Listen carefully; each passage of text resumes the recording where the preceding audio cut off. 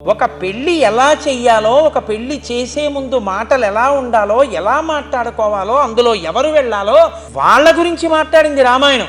వంశలక్షణాలు చూసి నీ అదృష్టమయ్యా, నీ కొడుకు అటువంటి భార్య లభిస్తోంది, నీ అదృష్టమయ్యా, నువ్వు కన్నందుకు నీ కూతురు అటువంటి వంశానికి కోడలవుతోంది అని చెప్పగలిగిన పెద్దల్ని తీసుకెళ్ళాలి మాటలకి.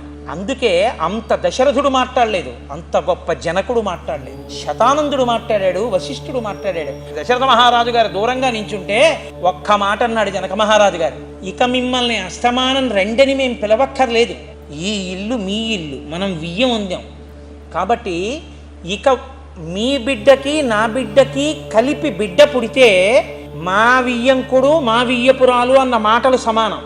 మా ఆవిడ ఆయన అన్నయ్య అంటే వాళ్ళ ఆవిడ నన్నన్నయ్య అంటుంది, అనుబంధాలు సమానం. ఒక్క బిడ్డ పుడితే ఇద్దరికీ వచ్చేటటువంటి పదోన్నతి సమానం, ఆయన తాత నేను తాత. ఇంకా ఏ అరమరికల కోసమని దూరంగా నించున్నావు? ఈ ఇల్లు నీ ఇల్లే, ఇన్నే సమానం అయిపోయినప్పుడు ఇది సమానం కాదా? దీనికి మర్యాద ఉండాలా, దీనికి పిలవాలా?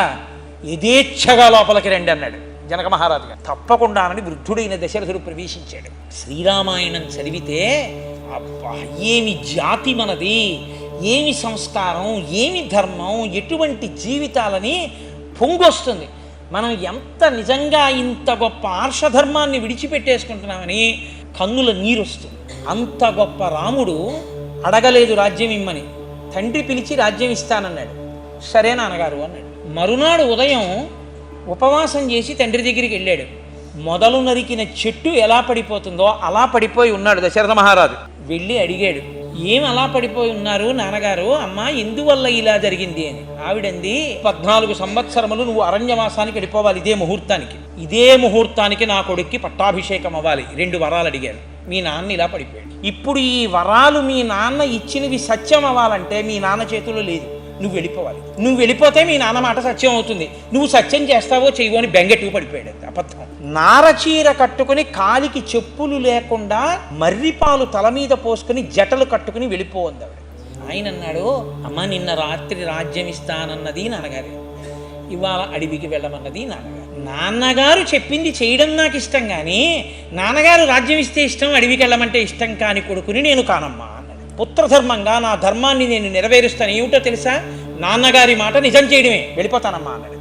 రాముడు అక్కడ ఉన్నటువంటి సంభారములకు ప్రదక్షిణ పురస్సరంగా బయటికి వెళ్ళిపోయాడు అన్నారు వాల్మీకి మహర్షి. అంటే కుడి భుజం వైపుకి ఏది ఉంటుందో అది గౌరవనీయం.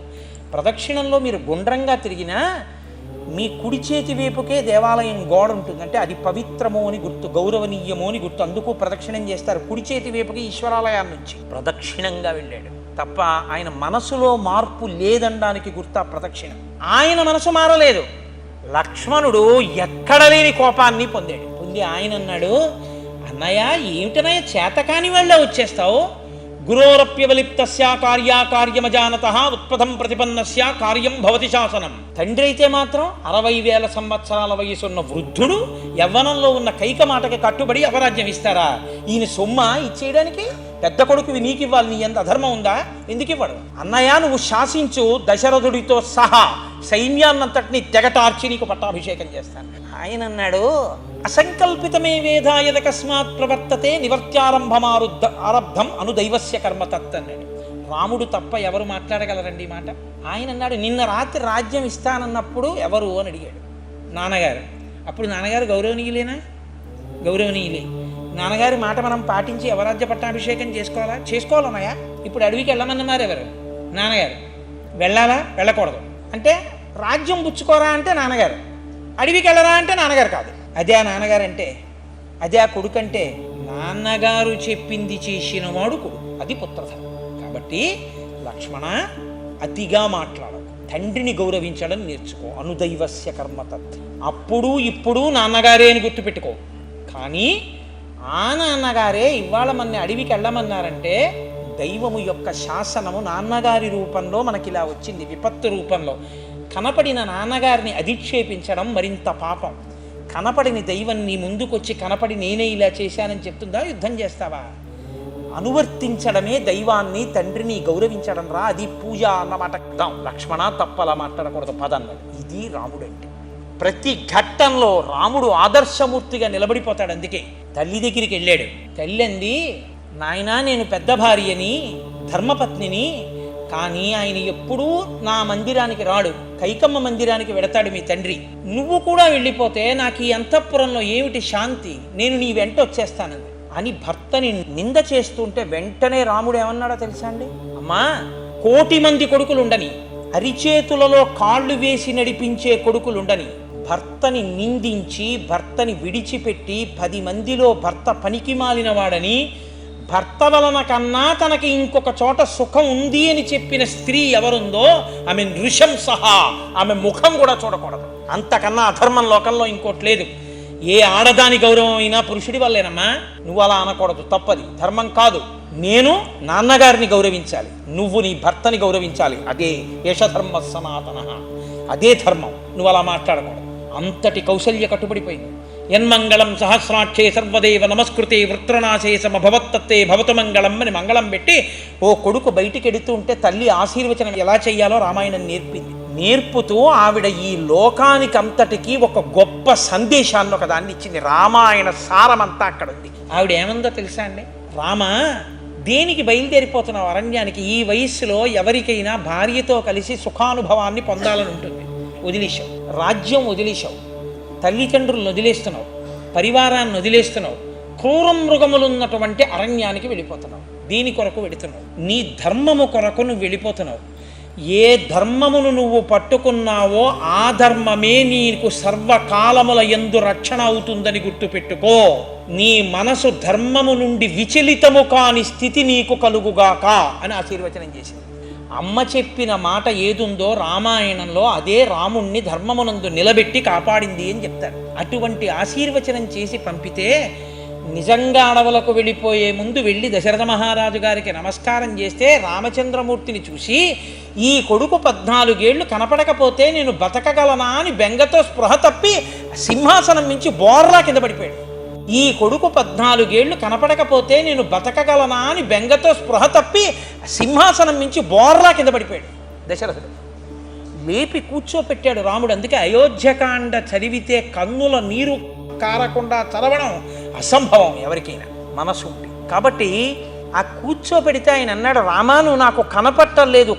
ఏడ్చి ఏడ్చి ఏడ్చి ఏడ్చి రాత్రి నుంచి కళ్ళ గుడ్లు లాగేస్తున్నాయి, వృద్ధుణ్ణైపోయాను, కన్నుల గుడ్లకి నీరు చిప్పిల్లింది, నువ్వు కనపట్టం లేదు నాకు, నేను నిన్నొక్క మాట అడుగుతాను, చేసి పెడతావా అని అడిగాడు. ఏమిటి నాన్నగారు చెప్పండి అన్నాడు. అహం రాఘవ కైకయ్యా వరదానేన మోహితః. రామా, నన్ను మీ అమ్మ కైక వరము అనబడేటటువంటి పాశంతో కట్టి నీకు ఇవ్వకుండా చేస్తోంది. ఇప్పుడు నువ్వేం చేస్తావో తెలుసా? నిగృహ్యమాం, నేను 60,000 సంవత్సరములు వచ్చేసాయిగా, పెద్దవాడిని అయిపోయానుగా, నువ్వు యవ్వనంలో ఉన్నావుగా, అస్త్ర విద్య తెలుసున్నవాడివిగా, నీతో యుద్ధం చేయలేనుగా. రామ, నేను కత్తి పట్టుకు పైకి లేస్తాను, నువ్వు కత్తి పట్టుకు పైకి లేచి నువ్వెవడివిరా నాకు రాజ్యం ఇవ్వకపోవడానికి, నీ సొత్తు ఇది, పెద్ద కొడుకు నేనని నా మీద కత్తి దుయ్యి. నీతో యుద్ధం చేయలేనుగా, పెద్దవాడిని, పడిపోతాను. నన్ను తీసుకెళ్ళి కారాగారంలో పెట్టేయి, తలుపు వేసి తాళం వేసేసి నువ్వు సింహాసనం మీద కూర్చో, నీకు రాజ్యమూ దక్కుతుంది. 14 ఏళ్ళు కొడుకుని చూడకుండా ఉండలేనన్న బాధ నాకు తీరుతుంది. ఆ కారాగారము యొక్క కటకటాల్లోంచి నిన్ను చూస్తూ బతికేస్తాను రామా. మీరు చాలా జాగ్రత్తగా అర్థం చేసుకోవాలి. రాముడు కేవలము పితృవాక్య పరిపాలకుడైతే మా నాన్నగారు చెప్పింది చేశానండి అని జుత్తట్టుకు తీసుకెళ్ళి ఖైదులో కూర్చోబెట్టచ్చు. రాముడు పితృవాక్య పరిపాలకుడు అంటే చెప్పింది చేసేవాడు అని యథాతథార్థం తీసుకోకూడదు. రాముడు తండ్రిని సత్యమునందు నిలబెట్టువాడు, పుత్రధర్మాన్ని చేస్తాడు. అలా చేస్తే నాన్నగారు ఇచ్చిన మాట ఏమవుతుంది? అందుకే ఇది ఎక్కడ వరకు వెళ్ళిందో తెలుసా అండి రామాయణంలో? దశరథుడు చచ్చిపోయాడు. ఏ కైక వరం అడిగిందో ఆ కైకే అడవికి వెళ్ళింది. అడవికి వెళ్ళి ఆవిడంది, నాయన నేను కదా వరాలు అడిగింది, భరతుడికి రాజ్యం, బుద్ధి తక్కువయ్యి అడిగాను. అప్పుడే అన్నాడు దశరథుడు, నువ్వు విధవవి కావడం కాదు, నీతో ఉన్నటువంటి కౌసల్య, సుమిత్ర, మిగిలిన 365 మంది భార్యలు కూడా విధవలైపోతారు నీ వల్ల అన్నాడు. అలాగే విధవలం అయిపోయాం. మీ నాన్న మాట నేను వినలేదు. ఆ పింకితనం అన్న మాట ఎంత దూరం పెడుతుందో చూపించింది రామాయణం. రాముడు అన్నాడు, సత్యమేవేశ్వరో లోకే సత్యం పద్మాశ్రితా సదా సత్యమూలాని సర్వాణి సత్యాన్ నాస్తి పరమం పదం. అమ్మా, ఈ లోకమంతా సత్యమునందు నిలబడింది. సత్యమే ఐశ్వర్యం, సత్యమే గౌరవం, సత్యమే యశస్సు. మా నాన్నగారు నీకు వరం ఇచ్చారు, మా నాన్నగారి మాట నిజమవడానికి నేను అరణ్యానికి వచ్చాను. మళ్ళీ ఇప్పుడు ఆ వరం నువ్వు ఉపసంహారం చేస్తే నీ ఉపసంహారం చేయబడిన వరాన్ని అంగీకరించవలసిన వాడు ఎవరు? సరే, నువ్వు ఉపసంహరిస్తే ఒప్పుకున్నాననవలసిన వాడు దశరథ మహారాజు గారు. ఆయన ఏడి? ఆయన లేడుగా. ఆయన నాతో చెప్పింది ఏమిటి? నాన్న, నేను ఇచ్చిన వరం నిజమవ్వడానికి 14 ఏళ్ళు అడవికి వెళ్ళన్నాడు.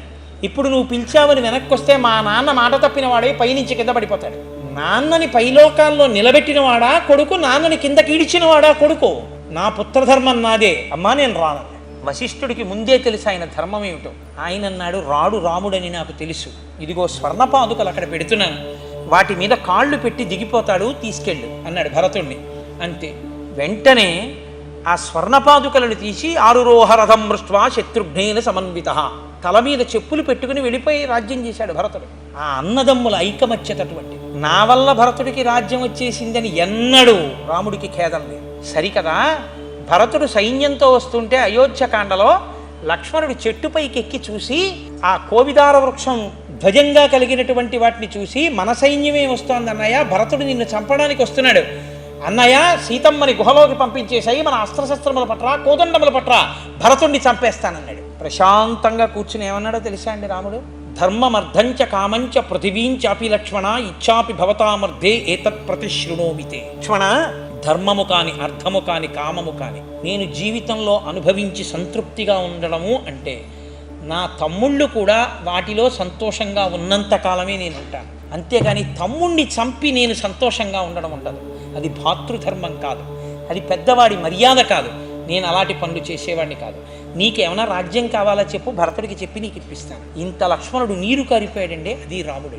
లక్ష్మణుడు యుద్ధభూమిలో పడిపోతే లక్ష్మణుడి దగ్గరికి వెళ్ళి ఏడిచాడు. దేశే దేశే కలత్రాణి దేశే దేశే చ బాంధవాహ సంతు దేశం నపశ్యామి యత్ర భ్రాత సహోదర. లోకంలో ఇంకొక దేశానికి వెళ్ళి కావాలన్న భార్య దొరుకుతుంది, పిల్లనిస్తారు.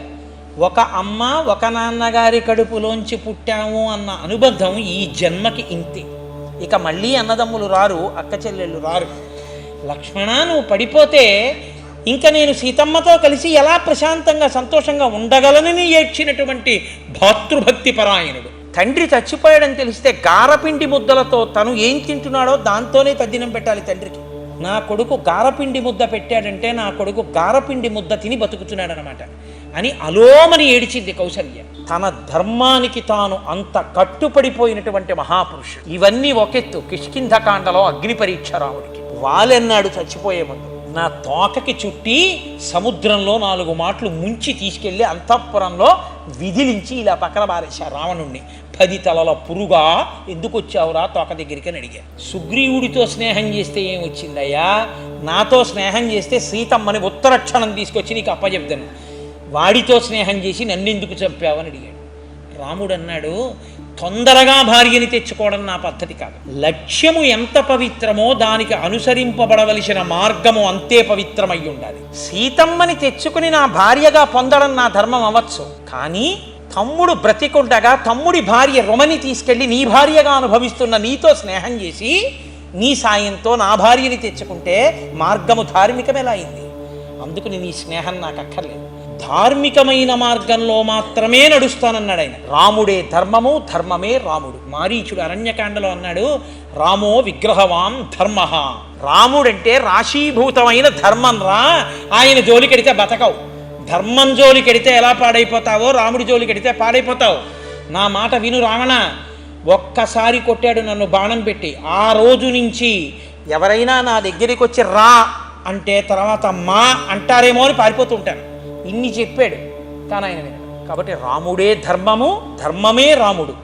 రాముడు అడుగు తీసి అడుగు వేస్తే ధర్మం. అందుకే రామాయణంలో తీర్పు ఎక్కడొచ్చిందో తెలుసా అండి? గురువుల్ని సేవించి గురువుల యొక్క అనుగ్రహాన్ని పరిపూర్ణంగా పొందినవాడు రాముడు. అందుకే రామరావణ యుద్ధం గురించి చెప్తూ మహర్షి అన్నారు, రామరావణయోరివా అన్నారు. సాగరానికి సాగరమే ఉపమానం, రామరావణ యుద్ధానికి రామరావణ యుద్ధమే ఉపమానం, ఇంకొక ఉపమానం లేదన్నారు. అటువంటి యుద్ధం జరుగుతున్నప్పుడు దేవతలతో సహా వచ్చి పైన నించున్నారు, రావణుడు చచ్చిపోతే బాగుండు, రావణుడు చచ్చిపోతే బాగుండు. ఎందుకు వాళ్ళకి ఆ కర్మ? ధర్మం తప్పాడు కాబట్టి. రాముడంతటి వాడు ఎంత యుద్ధం చేసినా రావణుణ్ణి నిగ్రహించలేకపోతుంటే అది ఎక్కడ ధర్మం ఉంటుందో అక్కడ గురువుగారి అనుగ్రహం ఉంటుంది. అగస్త్యుడు వచ్చాడు, తతో యుద్ధ పరిశ్రాంతం సమరై చింతయా స్థితం రావణం చగ్రతో దృష్ట్వా యుద్ధాయ సముపస్థితం రామ రామ మహాబాహో శృణుగృహ్యం సనాతనం. అగస్త్యుడు ఎవరూ పిలవకుండా వచ్చాడు. వచ్చి రామ రామ అని 2 మాటలు పిలిచాడే. రామ రామ మహాబాహో అంటే ఎందుకు రామ మహాబాహో అనలేడా? రామ అనోసారి పిలిస్తే పలకడా? కాదు. మీరు గమనించండి, ఆర్తి ఉన్న చోట ఆంబ్రేడితో ఉంటుంది 2 మాటలు.